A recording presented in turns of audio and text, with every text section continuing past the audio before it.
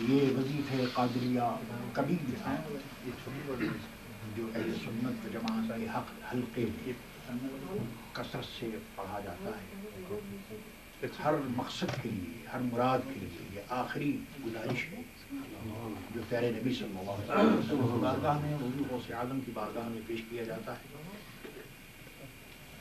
الحمدللہ ابھی رجب المرجب کا مہینہ گزرا، اور رجب المرجب کے مہینے میں بہت سی نعمتیں اللہ نے ہمیں عطا فرمائی۔ ان نعمتوں میں عظیم نعمت اللہ کے آخری رسول حضرت محمد مصطفیٰ صلی اللہ تعالی علیہ وسلم کی ذات کو رب کریم نے بلایا، اور حضور صلی اللہ تعالی علیہ وسلم نے اپنی آنکھوں سے رب کریم کو دیکھا۔ رأیت ربی بعین راسی، میں نے سر کی آنکھ سے اپنے رب کو دیکھا۔ اس سلسلے میں گفتگو بہت ہے، لیکن مختصر معروضہ پیش کر رہا ہوں کہ 1,24,000 تقریباً نبیوں نے یہی کچھ فرمایا، لا الہ الا اللہ، آدم صفی اللہ، لا الہ الا اللہ، وحی اللہ، لا الہ الا اللہ، موسیٰ کلیم اللہ، عیسیٰ روح اللہ۔ ہر نبی کا یہ کلیم رہا ہے کہ اللہ ایک ہے، لیکن یہ آپ اچھی طرح جانتے ہیں کہ 1,24,000 نبیوں میں پیارے نبی صلی اللہ تعالی علیہ وسلم کے علاوہ جتنے انبیاء نے یہ کہا کہ اللہ ایک ہے، تو اس کا منشا وحی الہی تھا، دیکھا کسی نے نہیں۔ رب کریم کو کسی نبی نے شہادت اس بات پر، وٹنس اس بات پر نہیں تھا۔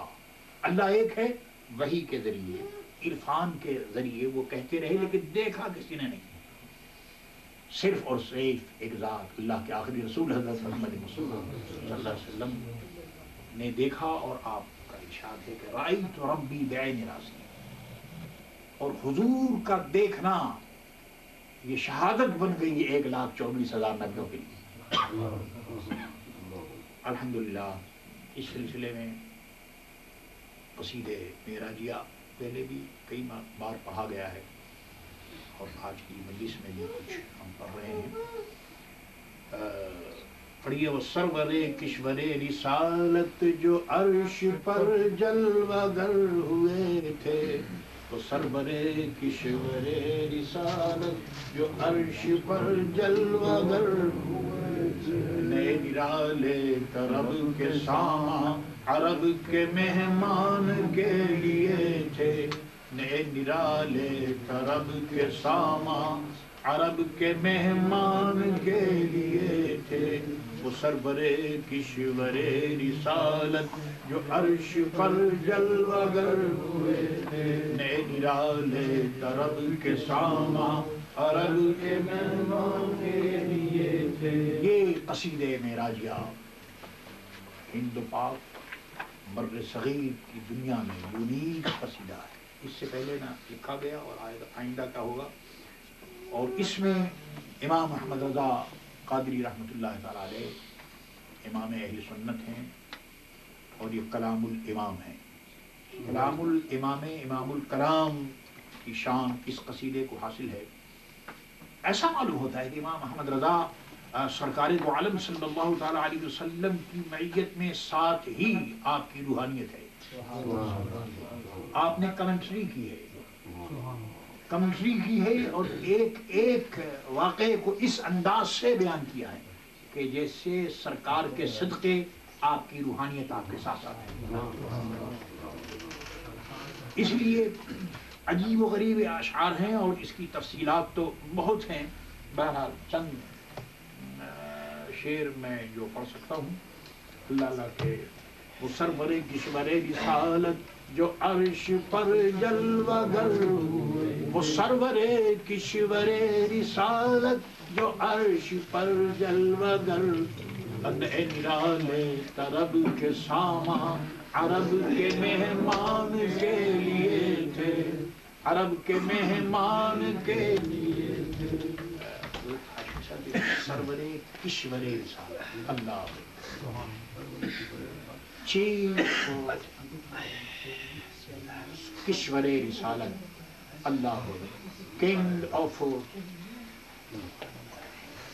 اپوسٹل ہوڈ، حضور صلی اللہ تعالیٰ علیہ وسلم چیف ہیں کس کے؟ کشور رسالت، kingdom of prophethood, prophethood kingdom کے آپ چیف ہیں۔ اور وہ کون ہیں؟ عرش پر جلوہ گر ہوئے تھے پیارے نبی صلی اللہ علیہ وسلم، حضور صلی اللہ علیہ وسلم اپنے رب کریم کی بارگاہ میں حاضر ہوئے۔ اس مسئلے کو یاد رکھیں کہ کسی آدمی کو جاننے کے لیے اور ماننے کے لیے ضروری ہے کہ اس کے آفس کا اقرار ہے۔ صرف یہ کہہ دینا کہ فلاں آدمی کا یہ نام ہے، فلاں آدمی کا یہ نام ہے، یہ کافی ہے۔ اس کا آفس کیا ہے، اس کا مقام کیا ہے؟ Office of the prophethood. ایک آدمی محمد رسول اللہ کہتا ہے لیکن معاذ اللہ حضور کو سید المرسلین نہیں جانتا، معاذ اللہ خاتم النبی نہیں کہتا، معاذ اللہ۔ تو صرف محمد رسول اللہ کہنے سے office of the prophethood, حضور صلی اللہ علیہ وسلم کا جو آفس ہے اس کا اقرار نہیں ہوتا۔ امام اہل سنت نے یہی کچھ عرض کیا ہے کہ وہ سرور کشور رسالت جو عرش پر جلوہ گر ہوئے تھے، نئے نرالے طرب کے ساما عرب کے مہمان کے لیے تھے۔ کعبے کا کیا حال تھا؟ عرض کرتے ہیں کہ نئی دلہن کی پھبن میں کعبہ، نکھر کے سمرا سور کے نکھرا، نئی دلہن کے پھبن میں کعبہ، نکھر کے سمرا سور کے نکھرا، اور حجر کے صدقے کمر کے ایک دل میں رنگ لاکھوں بناؤ کے تھے۔ جن لوگوں نے حجر اسود کو دیکھا ہے، حجر اسود کو امام اہل سنت نے کمر کہا ہے، اور کمر کے ایک تل میں، حجر اسود کے اندر آپ نے دیکھا ہے کہ بہت سے چھوٹے چھوٹے دانے بلیک رنگ کے، اس کو تل۔ تو امام اہل سنت فرماتے ہیں کہ حجر کے صدقے کمر کے ایک تل میں، کعبہ کے کمر میں جو تل تھا اس کے اندر لاکھوں ڈیکوریشن، اور لاکھوں ڈیکوریشن کا اسٹائل اس کے اندر موجود تھا۔ وہ سرور کشور رسالت جو عرش پر جلوہ گر ہوئے تھے، نئے نرالے طرب کے ساما عرب کے مہمان کے لیے تھے۔ اللہ، اور پہاڑیوں کو وہ حسن تزئین، وہ اونچی چوٹی، وہ ناز و تنکین۔ پہاڑی جو مکہ معظمہ میں پہاڑ تھا اس کا کیا حال تھا؟